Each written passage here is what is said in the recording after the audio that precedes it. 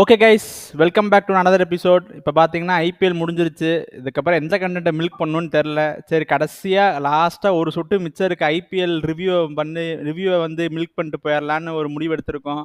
So என்ன பண்ண போகிறோம்னா, எல்லா டீம்ஸை பற்றி ரிவ்யூ பண்ணலான்னு இருக்கோம். இந்த வருஷம் அவங்க எப்படி பெர்ஃபார்ம் பண்ணாங்க, என்ன தப்பாச்சு, என்ன அடுத்த சீசனுக்கு மாற்றலாங்கிற மாதிரி ஷார்ட் அண்ட் ஸ்வீட்டாக சொல்லலான்னு ஒரு முடிவு எடுத்திருக்கோம். இதில் நம்ம ஆர்சிபியை பற்றி பேச போகிறது இல்லை, ஏன்னா வந்து அவங்க சாம்பியன்ஸு, அதாவது அவங்கள பற்றி பேச போகிறது இல்லை. சென்னையை பற்றி நான் என்ன, அதாவது சென்னையை பற்றி பேசலாமா வேணாமான்னு எனக்கு தெரியல. அது பார்ப்போம், வீடியோ போகிற போக்கில் பார்ப்போம். சரி, நம்ம என் கூட யார் இருக்கானா, ஷாம் இருக்கான். ஹாய்டா ஷாம். வணக்கம் ப்ரோ. கிஷோரு ஹாய்டா. சரி, அன்னைக்கு உங்க ரெண்டு பேரோட எக்ஸ்பிரஷன் வந்து நல்லா பார்க்க முடியாமல் போயிடுச்சு. நீங்க எல்லாம் செலிப்ரேஷனுக்கு போயிட்டீங்க. அதை டக்குன்னு ரெண்டு பேர்ல அப்படியே ஷார்ட் அண்ட் ஸ்வீட்டாக சொல்லுங்க பார்ப்போம், ஆர்சிபி கப் அடிச்சதை பற்றி. ப்ரோ, என்னோட எக்ஸ்பீரியன்ஸ் சொல்லணும்னா எனக்குலாம் அன்னைக்கு பேச்சே வரல. என் ஃப்ரெண்ட்ஸ் எல்லாருமே ஆர்சிபி ஃபேன்ஸ்லாம் கிடையாது. ஆனா அவனுங்க ரொம்ப சந்தோஷமா குதூகலமா கத்தி ஆடிட்டு இருந்தாங்க. ஆனா எனக்கு வாயிலிருந்து பேசுறதுக்கே வார்த்தை வரல. அந்த மாதிரி ஒரு சந்தோஷம். எனக்கு அந்த 4வது பால் வரும்போதே என்னன்னா எனக்கு கண்ணெல்லாம் கலங்க ஆரம்பிச்சிருச்சு. ஏன்னா ரொம்ப வருஷம் வெயிட் பண்ணிட்டு இருக்கோம். ஏன்னா இந்த மாதிரி ஒரு சீசன் வந்து வின்னிங் சைட்ல தான் முடிக்கணும் அப்படிங்கிறது என்னோட ஆசை. அதே மாதிரி பெர்ஃபார்மன்ஸ் வச்சு அவங்க வந்து வின் பண்ணிட்டாங்க. ஓகே ஓகே, மஜா பண்ணு. கிஷோர், நீ என்ன நினைக்கிற ஆர்சிபி வின்னை பத்தி? ஹாப்பினஸ் அதேதான். பட் என்னன்னா, எனக்கு இந்த ஃபைனல் முன்னாடியே ஓகே நம்ம டீம் தான் அட்வான்டேஜ் அந்த மாதிரி இருக்கனால ஓகே இதான் ரிசல்ட் நடக்க போகுதுன்னு எனக்கு தெரிஞ்சனால அந்த ஒரு என்ன சொல்றது, அந்த ஒரு கிக்கெல்லாம் இல்லை. சரி ஓகே, மேட்ச் போறப்பல எப்படியும் எனக்கு ஆர்சிபி ஜெயிச்சிருவாங்கன்னு ஒரு நம்பிக்கை இருந்துச்சு. அதே மாதிரி ஜெயிச்சிட்டாங்க. வேற லெவல். பெங்களூர்ல ஒரு செலிப்ரேஷன், ஃபுல் செலிப்ரேஷன் மோடு தான். செலிப்ரேஷன் மூடு தான் பார்த்தோம். பட் அதை பற்றிலாம் பேசலாமா? கான்ட்ரவர்சியா இல்லை? லைட் எதுக்கு வேணாம், அது நம்ம என்ன பண்ண முடியும், பேசினாலும் ஒன்றும் ஆக போகிறது கிடையாது. சரி, நம்ம ஸ்ட்ரைட்டாக நம்ம ரிவ்யூக்குள்ளே குதிச்சிருவோம். எப்படி மேலேருந்து வருவோமா இல்லை கீழேருந்து வருவோமா? கீழேருந்து ஒன்று சொன்ன கொன்றுவேன் ஒன்று. ஒரு கரெக்டான வழியா இருக்கு. இல்லடா, கீழ இருந்து வரலாம். பட் ஆல்ரெடி அந்த டீமை பத்தி எல்லா மேட்சும் பேசியாச்சு. வியூவர்ஸ்க்கு ஆனா நீ மேலேயும் சொல்லிட்டு ஆர்சிபி பத்தி பேசக்கூடாதுன்னு. அதுதான் அப்ப நம்ம இங்க இருந்து வருவோம். இப்ப இது லூசிங் டீம்ல இருந்து வருவோம். பஞ்சாப் அப்படி மும்பை அப்படியே வருவோம். சரி ஓகே சரி ஓகே. இல்ல இல்ல, நான் இப்ப நான் முதல்ல அழுதுட்டு போயிடணும். அதான் நான் உனக்கு முதல்ல நான் வந்து எனர்ஜி எல்லாம் கொடுத்துட்டு நான் உட்காந்துறணும். அதான் நான் உனக்கு வேணும். எப்பயுமே ஒரு கிராஃப் வந்து கீழ இருந்து மேல போனாதான் ப்ரோ அதுக்கு வந்து அழகு. இப்படி வந்தா பரவாயில்ல, அசிங்கமா இருந்தாலும் பரவாயில்ல, எனக்கு வேணாம், இந்த வட்டம் வேணாம். அடுத்த வருஷம் நம்ம மேல இருந்து வருவோம். சரியா, அடுத்த வருஷம் வருவோம் மேல இருந்து. சரி ஓகே, நம்ம டிலே பண்ணாம போவோம். அடுத்து ஃபர்ஸ்ட் பார்த்தோம்னா நம்ம பஞ்சாப் கிங்ஸை பத்தி பேசி ஆனோம். பட் அவங்களுக்கு இந்த சீசன் வந்து ஒரு நல்ல சீசனாக தான் அமைஞ்சது. ஏன்னா வந்து என்னதான் வந்து பார்த்தாலுமே அவங்க கிட்ட வந்து ஒரு அன்கேப்டு பிளேயர்ஸ் வச்சு இவ்வளவு தூரம் வந்தது வந்து ஒரு பெரிய விஷயம் தான். கிஷோர், அவங்கள பத்தி என்ன நினைக்கிறடா, பிபிகேஸை பத்தி? அதே மாதிரி அன்கேப்டு பிளே, அவங்க கிட்ட எக்ஸ்பீரியன்ஸ் தான் இல்ல. அதனால வந்து அவங்களுக்கு வந்து இன்னும் அவங்க இந்த ஆர்ஆர் டீம் எல்லாம் வந்து இன்னும் கொஞ்சம் எக்ஸ்போசர் ஆயிட்டே இருக்கணும்னு எனக்கு தோணுது. இன்னும் 2 இயர்ஸ்ல வந்து அவங்க இது வச்சிருந்தா செம கன் டீம் ஆயிடுவாங்க. நீ ஃபைனல்ல பாத்தீங்கன்னாலுமே அவங்க இன்எக்ஸ்பீரியன்ஸ்னாலதான் போச்சு. அட்டாக் பண்றதா இது பண்றதா எதுவுமே அவங்களுக்கு தெரியல. ஸோ நடுவுல மாட்டிக்கிறதுனாலதான் இதாச்சு. பட் டீம்ல ஸ்ட்ரென்த் டேலண்ட்னு பாத்தீங்கன்னா பஞ்சாபுக்கு அதிகமா இருக்கு. பட் என்னோட இதுல ஆப்ஷன் அவங்க அடுத்ததாட்டி போகும்போது பவுலிங் இன்னும் கொஞ்சம் ஸ்ட்ரென்தன் பண்ணணும், அவ்வளவுதான். ஏன்னா இப்ப ஹர்ஷதீப் சிங் எனக்கு புரியலடா. இந்த சீசன் வந்து அவன் ரொம்ப எப்படி சொல்ற, இந்த சீசன் அவனை எப்படி ரேட் பண்ணுவான் ஹர்ஷதீப் சிங் வந்து எனக்குமே தெரியல எங்க ஸ்கேல் பண்ணனு. ஓகே, ஒரு 5 பேட் கேம்ஸ் 3-4 பேட் கேம் வரதா செய்யும். பட் சப்போர்ட் பண்ற மாதிரி எனக்கு வேற யாரும் எக்ஸ்ட்ராடனரி பவுலர் யாரும் தெரியல. ஹர்ப்ரீத் பார் ஓரளவுக்கு போடுறதுன்னா அவனே நிறைய மேட்ச் உட்கார வச்சிட்டாங்க. மீது எல்லாருமே இன்னும் அவுட் தான். ஜேமிசனுக்கு முன்னாடி பார்ட்லெட்டு வேற எல்லாருமே அப்படியே மாத்தி மாத்தா வந்துட்டு இருந்தாங்க. இந்தியன் ஃபாஸ்ட் பவுலருமே வயசா காரணம் திடீர்னு. அதுக்கு போல ஹர்ப்ரீத் பார் வந்தான். சகலுக்கு இது ஒரு ஆர்டினரி சீசன் தான். ஒன்னும் பெருசா பண்ணல. அந்த கேகேஆர் லோ ஸ்கோர் டிஃபெண்ட் பண்ணாங்க. ஸோ பவுலிங்ல அவங்க கொஞ்சம் ஓவர்சீஸ் ஃபாஸ்ட் பவுலரை வந்து கான்சென்ட்ரேட் பண்ணியே ஆகணும். சரி, அதுவும் இல்லாமல் இப்போ எனக்கு தெரிஞ்ச அவங்க டீமில் இந்த மேக்ஸ்வெல் அப்புறம் மார்க்கோ ஆன்சன் வந்து ஒரு பெரிய மிஸ்ஸாக இருந்தது. அவங்க 2 பேர் வந்து ஒரு இம்பாக்ட் கொடுத்துருப்பாங்க எனக்கு தெரிஞ்சு. ஏன்னா வந்து இப்போ எல்லாம் அன்கேப்டு பிளேயர் வச்சு தான் அவங்க மேட்ச் பண்ணிட்டு போயிட்டு இருந்தாங்க. அவங்க இருந்திருந்தா ஒரு இதாக இருந்திருக்கும்ல கிஷோர். சரி, நீ மேக்ஸ்வெல் வச்சு இம்பாக்ட் உனக்கு எதுவுமே கிடையாது. மேக்ஸ்வெலுக்கு பதிலாக இங்கிலீஷ் தான் ஆடிட்டு இருக்கான் அந்த ஃபாரின் பொசிஷனுக்கு. ஸோ அது எனக்கு இம்பாக்ட் இல்லை. பட் ஜான்சன் வந்து 100% அந்த நியூ பால் அந்த டெப்த் பேட்டிங்ல வந்துட்டு ஜான்சன் ஒரு காஸ்ட்லி மிஸ். பட் மேக்ஸ்வெல் இடத்துல இங்கிலீஷ் ஆடினாலும் தெரியல. இங்கிலீஷ், ஸ்டோயினிஸ், அதுக்கப்புறம் ஜேமிசன். அதனால வந்து மேக்ஸ்வெலுக்கு எனக்கு ஒன்றும் இம்பாக்ட் தெரியல. இல்ல மேக்ஸ்வெல் நான் பேட்டிங் யோசிக்கலனாலும் இப்போ பார்த்தீங்கன்னா இப்போ எப்படி ஆர்சிபியில் குர்னல் பாண்டியா வந்து அந்த ஒரு உனக்கு ஒரு ஸ்டாப் கேட்ச் கொடுத்து நல்லா போட்டு போனான், அது மாதிரி மேக்ஸ்வெல்லால் பண்ணியிருக்க முடியும்னு நான் எனக்கு யோசிக்கிறேன். அதனால தான் நான் அப்படி கேட்டேன். ஏன்னா மேக்ஸ்வெல் பவுலர் வந்து நமக்கு எப்பயுமே வந்து ஹேண்டியாக இருப்பான், அதனால தான் நான் கேட்டேன். அது மிஸ் பண்ணியிருப்பாங்களே. கரெக்ட் சரி, பட் யார் பிளேஸ் ஆடிப்பா? உமர்சாய் கண்டிப்பா ஆடிதான் ஆகணும், ஜான்சன் இல்லாதனால. கைல் ஜேமிசன் கண்டிப்பா ஆடி ஆகணும். ஸ்டோயினிஸ் கண்டிப்பா ஆடி ஆகணும். உனக்கு ஜாஸ் இங்கிலீஷ் கண்டிப்பா ஆடி ஆகணும். ஸோ வேற என்ன பண்ணிப்பாங்க? இருந்தாலுமே மேக்ஸ்வெல் பெஞ்ச் தானே பண்ணியிருந்தாங்க. இருக்கும்போதே பெஞ்ச் பண்ணிட்டு தானே இங்கிலீஷ் வச்சு ஆட விட்டாங்க 2 மேட்சுக்கு. சரி ஓகே, நீ சொல்றது ஓகே தான். மேக்ஸ்வெல் பவுலரா தான் ஆடிட்டு இருந்தாங்க சீசன் ஃபுல்லா பஞ்சாபுக்கு. ஸோ யூஸ் பண்ணியிருக்கலாம், பட் அந்த பிளேஸ் இங்கிலீஷ் வந்து அவன் மேக்ஸ்வெலோட பெட்டரா தான் பண்ணியிருக்கான். ஸோ நான் அதெல்லாம் ஒன்றும் கம்ப்ளைண்ட் பண்ண மாட்டேன். சரி ஓகே, நம்ம அடுத்த டீம் வந்து குஜராத் டைட்டன்ஸ். அதாவது இந்த டீமை வந்து எல்லாருமே அக்லி டீம்னு எங்கள் கிஷோர் அக்லி டீம்னு சொன்னான். ஆனால் பார்த்தா அவங்க தான் வந்து மொதவா குவாலிஃபை ஆனானுங்க. அதாவது எல்லாருக்குமே சர்ப்ரைஸ் கொடுத்த ஒரு டீமு. ஒரு 3 பேட்ஸ்மேனை வச்சு அவங்களால வந்து இப்போ ஃபர்ஸ்ட் குவாலிஃபை ஆனது வந்து எல்லாருக்குமே ஆச்சரியம் தான். சாம் என்ன சிரிக்கிற சொல்லு? அதான் ப்ரோ, நான் எப்பத்துல இருந்து உங்ககிட்ட சொல்லியிருக்கேனே, டாப் 3 பெர்ஃபார்ம் பண்ணல அப்படின்னா அந்த மேட்ச் வந்து அவங்களுக்கு முடிஞ்சுச்சு, அவங்களால வந்து ஒழுங்கா ஸ்கோர் பண்ண முடியாது, வின்னிங் காசுக்கு எடுத்துட்டு போக முடியாது அப்படின்ட்டு. அதே மாதிரிதான் அவங்களுக்கு நடந்துச்சு. நீங்க நினைச்சு பாருங்க, யோசிச்சு பாருங்க.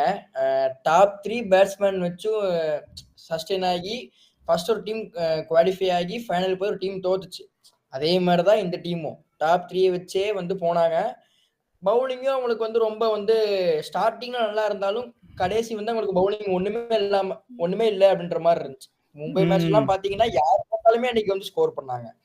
அவங்க டீம்ல பார்த்தா டெத் பவுலிங்க்குன்னு ஸ்பெஷலிஸ்டா யாருமே எனக்கு தெரியல. எல்லாருமே வந்து ஓப்பனிங் இதில் போடுற மாதிரி இருக்கு. அதை விட மெயினான காரணம் ரஷீத் கானோட வந்து இந்த ஃபார்ம், அது வந்து ஜிடியை வந்து ரொம்ப அப்செட் பண்ணுது. ஏன்னா வந்து ரஷீத் கான் வந்து அந்த 2023 இருந்த ஃபார்முக்கும் இப்போ இருக்கிறதுக்கும் ரொம்ப டிஃபரன்ஸ் இருக்கு. அதாவது ரொம்ப ஆர்டினரியா போடுற மாதிரி இருக்கு. கிஷோர், ஜிடி என்னடா பண்ணணும் நெக்ஸ்ட் சீசன் அவங்க சரி பண்றதுக்கு? அதான் ஃபர்ஸ்ட் வந்து ஜிடி வந்து இது வந்து பார்க்கவே உனக்கு வந்து சாம்பியன் சைட் மாதிரி தெரியல. அவங்க ஓவர் பவர் பண்ணி தான் வந்தாங்க. அந்த டாப் ஆர்டர் வச்சு ஹெவியா தான் வந்தாங்க. ஒரு சாம்பியன் சைடுக்கு என்ன தேவை? ஒரு ஸ்ட்ராங் மிடில் ஆர்டர், ஒரு நல்ல பவுலிங். பட் மிடில் ஆர்டர்னு ஒண்ணு இல்லை, அதை அவங்க கண்டிப்பா எடுத்தாகணும். இருந்தாலுமே எனக்கு பவுலிங் வந்து இன்னமும் வந்து எனக்கு ஜிடி பவுலிங் வந்து சிராஜ் ஓகே, பிரசித் கிருஷ்ணா ஓகே, அந்த 3வது ஃபாஸ்ட் பவுலர் எனக்கு இன்னுமே கன்வின்சிங்கா இல்ல. அப்புறம் மிடில் ஆர்டர்ல செர்ஃபானே ஓகே, க்ரூம் பண்ணிட்டே இருந்தாங்கன்னா செர்ஃபானே ரொம்ப டேஞ்சரஸ் ஹிட்டரா தான் இருப்பான். இந்த சீசனே வந்து நல்ல இம்ப்ரூவ்மெண்ட் இருக்கு. அடுத்த சீசன் இன்னும் அந்த வேர்ல்ட்ல போயிட்டு மற்ற லீக்ஸ்ல ஆடிட்டு வரும்போது நல்ல எக்ஸ்போசர் இருக்கும். செர்ஃபானே பேக் பண்ணுவேன். இன்னும் ஒரு பேட்ஸ்மேன் வந்துட்டு வேற ஏதாவது பார்க்கணும். பின்னுக்கு ஏதாச்சும் பார்க்கணுமா இல்ல ரஷீத் கானையே பேங்க் பண்ணுவாங்களா? ரஷீத் கானை நான் பேக் பண்ணுவேன். பட் அவுட் ஆஃப் ஃபார்ம் தான். பட் இருந்தாலும் அவன் எப்படியும் ஒரு 14 மேட்சுக்கு இந்த தாட்டி ஒரு 3 மேட்ச் அவன் நல்ல ஸ்பெல் போட்டு கொடுத்துருப்பான். மேட்டர் ஆஃப் 1 சீசன் தான். ரஷீத் கான்ல சாம்பியன் பவுலர். ஸோ வேற எந்த சேஞ்சஸ் தேவையில்லை. ஒரு மிடில் ஆர்டர் ஹிட்டர், அப்புறம் ஒரு ரிலையபிள் ஃபாஸ்ட் பவுலர். சரி ஓகே, அடுத்து நம்ம போகிற டீம் வந்து பார்த்தா மும்பை இந்தியன்ஸ். அதாவது வந்து இந்த டீம் வந்து அவ்வளோ நல்ல ஸ்குவாடு. எப்படி இந்த ஸ்குவாட் வந்து ஒரு ஃபைனல் ரீச் ஆகலைங்கிறது வந்து ஒரு மாதிரி ஆச்சரியமான ஒரு எனக்கு ஆச்சரியமாக இருக்குது. ஏன்னா இந்த ஸ்குவாடை வச்சுட்டு அவங்க ஃபைனல்ஸ் போக முடியலன்னா எனக்கு தெரியல அவங்க எந்த ஸ்குவாடை வச்சுட்டு அவங்களால போக முடியும்னு. என்னை பொறுத்த வரைக்கும் எம்ஐயில் வந்து என்ன ப்ராப்ளம்னா வந்து என்னதான் வந்து இப்போ பிளே ஆஃப்ஸ் குவாலிஃபை ஆயிருந்தாலும் இந்த கேப்டன்சி வந்து ஒரு மாதிரி எனக்கு இன்னுமே வந்து ஒரு மாதிரி பிரச்சனையாகவே தோணுது. அதை பத்தி என்ன நினைக்கிறடா ஷாமு? கேப்டன்சி பிரச்சனை இருக்கா இல்ல ரொம்ப ஓவர் திங்க் பண்றேனா? கேப்டன்சி பிரச்சனை இருக்கான்னு கேட்டீங்கன்னா பிரச்சனைன்னு கிடையாது ப்ரோ. பாண்டியா வந்து பெஸ்ட் கேப்டன் தான். அவனோட சில டைம் இது கரெக்டா தப்பான்னு தெரியல, என்னோட ஒப்பீனியனா கூட வச்சுக்கோங்க. அவனோட ஈகோ வந்து சில டைம் வந்து டீமுக்கு வந்து ஒரு நெகட்டிவ் சைட்ல போய் முடியுதோ அப்படின்ட்டு தோணுது. அதுவும் இல்லாம அவன் ஈகோல எடுக்கிற டிசிஷன்ஸ், அதுவும் இல்லாம சில டைம் ஓவர் திங்க் பண்ணிடுறான், இப்படி பண்ணா தப்பாகிருமோ, அந்த மாதிரி ப்ரெடிக்டிவா இல்லாம கொஞ்சம் அக்ரெசிவா இருக்கிறதுக்கு ட்ரை பண்ணி அதனால வந்து இதாகுது. இப்போ டீமுக்கு ப்ராப்ளம் அப்படின்னு பாத்தீங்கன்னா எப்பவுமே கிஷோர் ப்ரோ ஒன்று சொல்லுவாங்க, சாம்பியன் சைடுக்கு பாத்தீங்கன்னா top order, bowling, middle order மூணுத்துலயே யாராவது ஒருத்தர் வந்து கன்சிஸ்டா பெர்ஃபார்ம் பண்ணாதான் டீமுக்கு வந்து மூணுமே வந்து பேலன்ஸா இருக்கும் அப்படின்ட்டு. ஸோ மும்பைக்கு அது ஒரு ப்ராப்ளம் இருந்துகிட்டே இருக்கு. ஏதாவது ஒரு ஓப்பனர் வந்து பவர் பிளேக்குள்ளே அவுட் ஆயிடுறாங்க. அது ஏதாவது ஒரு ஓப்பனர் அப்படின்னு சொல்றது ரோஹித் சர்மானே ஓப்பனா சொல்லிடலாம். ரோஹித் சர்மா கன்சிஸ்டன்டா வந்துட்டு ஒரு ஸ்டார்ட் கொடுத்துட்டு அப்படியே டிசீவ் ஆயிடுறா. அப்படி அது எல்லா மேட்சுமே வந்து கரெக்டா இருக்காது ப்ரோ. இப்போ ரோஹித் ம். சர்மா உங்களுக்கே தெரியும், ஒரு 15 ஓவர்ஸ் பக்கம்லாம் ரோஹித் சர்மா ஸ்டாண்ட் பண்ணிட்டாருன்னா கேம் யார் வந்தாலுமே பவுலர்ஸ்க்கு வந்து நைட் மேர் தான். ஸோ இந்த மாதிரி டிசிஷன்ஸ், இந்த மாதிரி இதெல்லாம் கொஞ்சம் அவங்க வந்து மேக் பண்ணலாம்.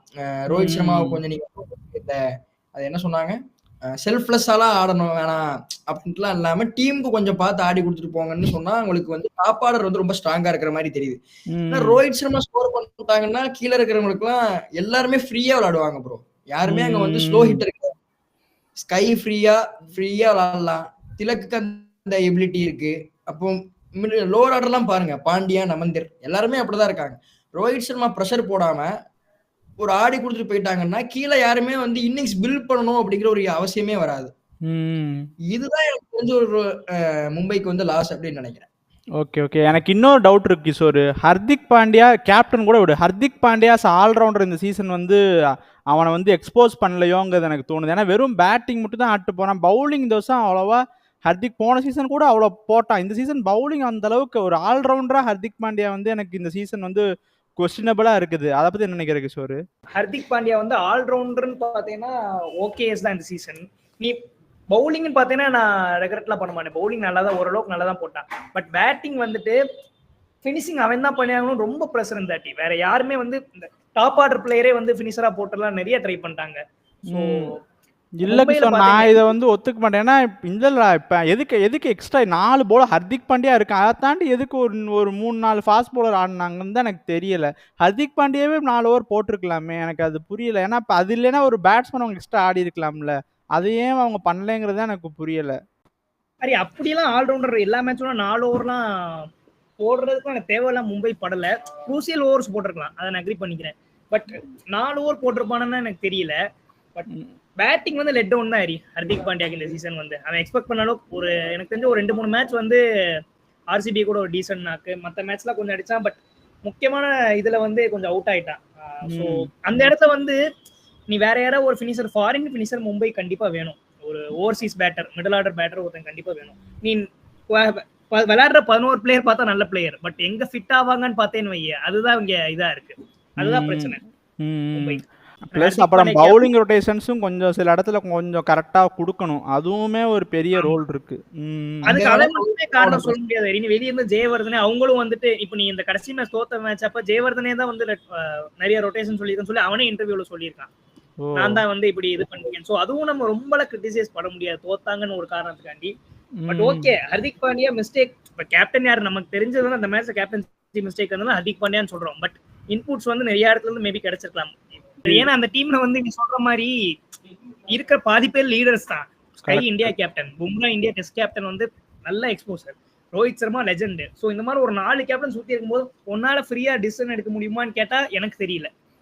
நானா இருந்தா கொஞ்சம் கேட்டு பண்ணுவேன். சோ அது மேபி அஃபெக்ட் ஆகலாம். சாம் சொல்ற பாயிண்ட் ஒரு நல்ல பாயிண்ட் தான். அந்த ஜிடில இருந்த அந்த ஃப்ரீடம் வந்து மும்பை இந்தியன்ஸ் என்னாலும் அவனுக்கு எல்லாம் சப்போர்ட் பண்ணலாம். அந்த ஃப்ரீடம் வந்து இருக்காது. போய் சொல்ல முடியாது, நீ போய் இப்படி ஆடு, நீ போய் இது பண்ணுன்னு சொல்ல முடியாது. கரெக்டா அதான் சொல்ல வரீங்க. Correct bro. சரி, ஓகே. நம்ம பார்ப்போம் அடுத்த வருஷம் மும்பை. ஆனா கன்ஃபார்ம் கப் அடிக்கக்கூடிய ஒரு கெப்பாசிட்டி இருக்கு. ஆனா எப்பன்னு தான் தெரியல. அது பார்ப்போம்.